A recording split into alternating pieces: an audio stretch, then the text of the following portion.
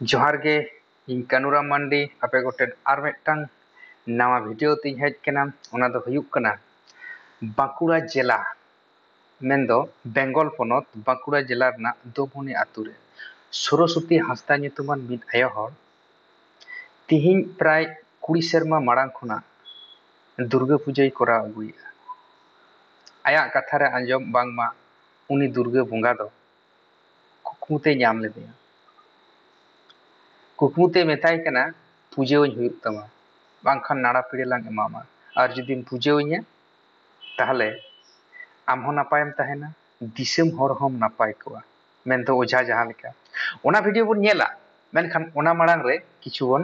आलोचना लेगे गालोच लेगे इदि बन गालमाराव लेगे ओना दो नोंका जे आबो सांतार दो प्रकृति रेन पूजारी मेन दो बेना बोंगा दो बाबन पूजावाकोआ ताइतो उनको के प्रकृति रेन पूजारी किंतु दिसम हटेन मेटांगे कुकली जे प्रकृति रेन पूजारी मा आबो बन लेयोग कान मेनखान सारी के आबो प्रकृति रेन पूजारी जेलेका बन नेलदा दोमहुनी आतुरे उन सरस्वती हांसदा nyutuman आयो हर दुर्गा बोंगा मुठन बनाव कते पूजायदा मेनखान सांतार कनाय तो ताते दिकुरेन बोंगा हुयु आर छातिक रेन बोंगा हुयु आर हबन नेला जे आदि सांतार के मेन दो ओझा को दिकु कोरेन बोंगा अतेत को ओझाक कना दिसम हर हको भागेत कोआ इन आम आरो आदि सांतार के को चलाक कना मेनखान आमेम लेया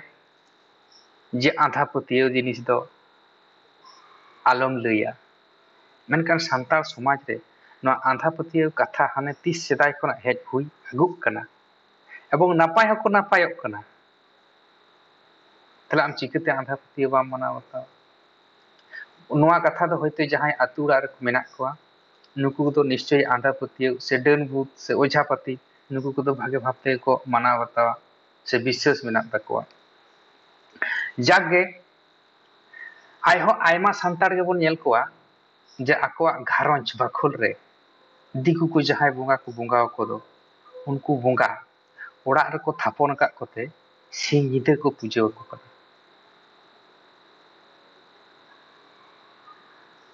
आरहो आबो बन नेला जे आबो कोई सिदु कानु आरो बन नेला पंडित रघुनाथ मुर्मू नुकु कोआ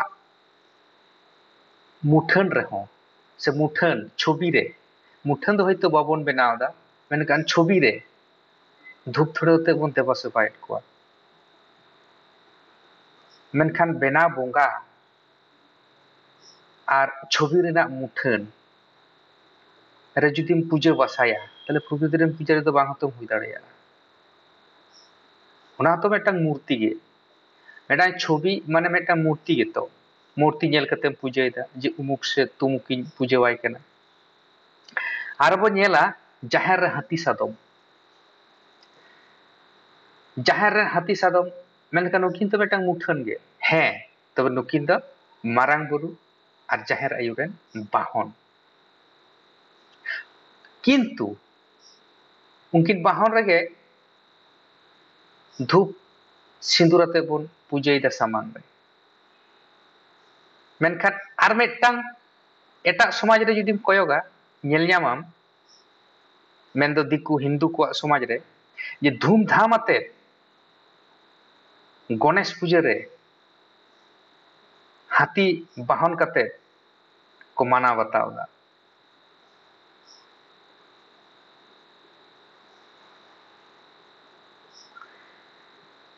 जागे बेसी दो बइन घंटाया जहां बोंगा को दिकु को बोंगा को कान दो उनको तो निश्चय आबोरेन बोंगा दो बांग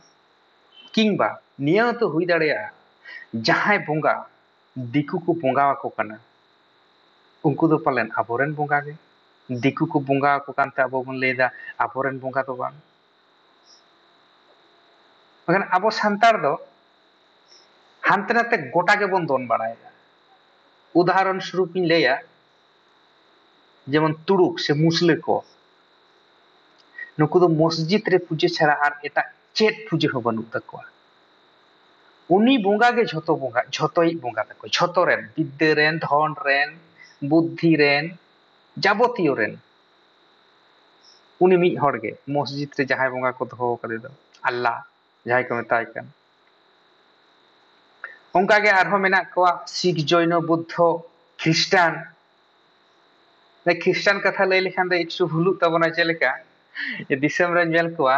आडी उते सान्तार गे जहाय दो ख्रिस्टान कान दो ख्रिस्टान माको धर्म माको पालाने गे आ मारांग बुरु हको दोसारोपे कान गे एनते रहो उनको ख्रिस्टान सान्तार गे नेल कोआ बाहा हको बाहा काना सोहराय हको सोहराय काना जतो किछु मेनखान नाते उनको गे नेल कोआ मारांग बुरु को विरोधे काना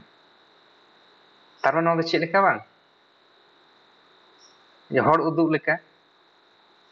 तो जाय होक उना दो बई घंटाया जहां असल वीडियो रे हेज केना ओना गेबोन नेला तो जहां कुछ गालमाराव केदा जुदी भूल से बड़ी लई केदा इकैयापे जहां वीडियो लगिते नोडे हेज लेन तहे दो ओना वीडियो गेबोन नेल लेगे उनी दोमहुनी आतु मेन दो बेंगल पनत बांकुड़ा जिला हिड़बांत थाना रना दोमहुनी आतु रेन सरस्वती हांसदा जहां तिहिं 20 बछर धरे दुर्गा पूजा करा अगुएत दो पहिलो खुना उनिया मोचा खुना गेबोन आंजम लेगे चेद रे चेद चिके कते नितो ए पूजा अगुइदा नेल लेगे बोन नोंडे 19-20 बछर होइना नोआ पूजा दोኝ आरंभो कदा नो दुर्गा आयोवा जे मांग दो सपनो तेगे लय दिñ तहने तारे सपनो ते नोंका प्राय गे दिनमे लय दिñ तहन आदो आबो संतार दो बाबन पूजा बड़ाया से आदो ताले इन हो बतर ते बñ बोंगा हाय कान तहन ताले तायम ते दो जखन आजते तेगे कारीगर को अगु केदेया बोंगा बनाई को तापरे आजते तेगे बोंगा बना होय लय किदा जे इन दो बनाई गे हुयु तापे आर इन दो बोंगा हाइगे हुयु तापेया हे मांग दो सपनो तेगे नोंका लय तहन आ तायम ते दो आज तेगे कारीगर होय अगु केदेते बोंगा को बना हुइना आर बोंगा हो आज गे लय दिया लेया आदो नुआ दो जोगाड़ हुयु काना जत्री भक्त को हो उनको हो पूजा इदी केट खानी उनको हो को हेज गड़ो इदीना माने जहां को भागी को बुझो के आर रे हसु रे जहां को दुख कष्ट आको नोडे हेज केते आयो ठेन को बेसेना नुको हो किछु साहाय्य को एमा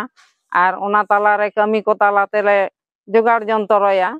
आर नितो दो जहां सरकार ठेन हो टाका पैसा सो गड़ो सपन एमेआ जतो को जोगाड़ सुगाड़ कते ओनाते बोंगा बुरु को हो नय हुयु कान गिया नोआ दो बाधा दो प्रथम दो सृष्टि लेन गिया प्रथम सृष्टि लेना केस खमारी हो होई लेना ताले आयो लई किया इन दो मूर्ति पूजा हताव गया ताले आबो दो नय मूर्ति पूजा माने दो काराम करे हतो बन बिना को से काटकम को तायान को लेंडेट को हकु को बोआड़ हकु को जतो गे तो ओना हतो मिटन मूर्ति कान गिया तापरे आरो नय सिदु कानुआ रे बन बोंगाया ओना हतो मूर्ति कान गिया आदो ताले बाधा को सृष्टि ले रहो आदो नोआ दो तायम ते दो चेद हो बाको मेन बड़ा लेया मेन दो को मेन बड़ा गया जे मूर्ति पूजा बनु तबना चेदा पे पूजाया तो नय तो नित धरी इन पूजा आदो एखन तो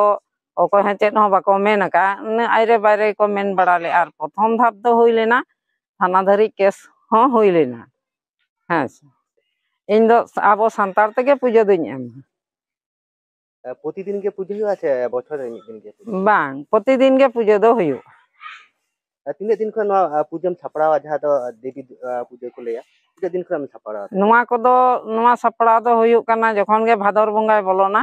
तखन खन गे बोंगा बेना हो एहब हुयुआ आ तखन खन गे सत जोगाड़ टाका पैसा अंते नाते जतो किछु जोगाड़ जंत्र हुयुआ आदो नोडे दो सनामा बोंगा मेनते दो मारांग बुरु बोंगा हुयुआ बैसाख बोंगा पूर्णिमा रे आर मनसा आयो बोंगा हुयुआ श्रावण बोंगा संक्रांति रे आमा उपरुम आमा नितुम इन्या नितुम दो हुयुक काना सरस्वती हांसदा ना दोका जगह नोआ दो दोमहानी